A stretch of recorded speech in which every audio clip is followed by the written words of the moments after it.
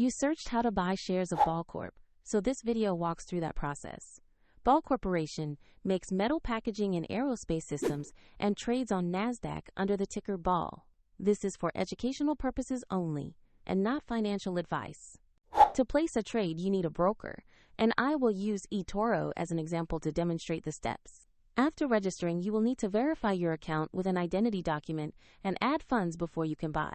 Use the platform search bar and type the ticker BALL to locate the Ball Corp listing. Confirm the company name and exchange to ensure you open the correct asset page. On the asset page, review the basic company profile and the price chart to understand what you are viewing.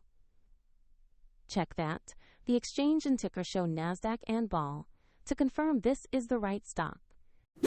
Tap Buy or Trade, enter the amount you want to invest, then carefully review the order details and confirm the purchase. If the market is closed, your order may be queued or filled according to the order type, and if you lack sufficient funds, the platform will prompt you to add them before completion. Once executed, your Ball Corp position will appear in your portfolio where you can monitor it. A link is available in the video description if you want to visit eToro.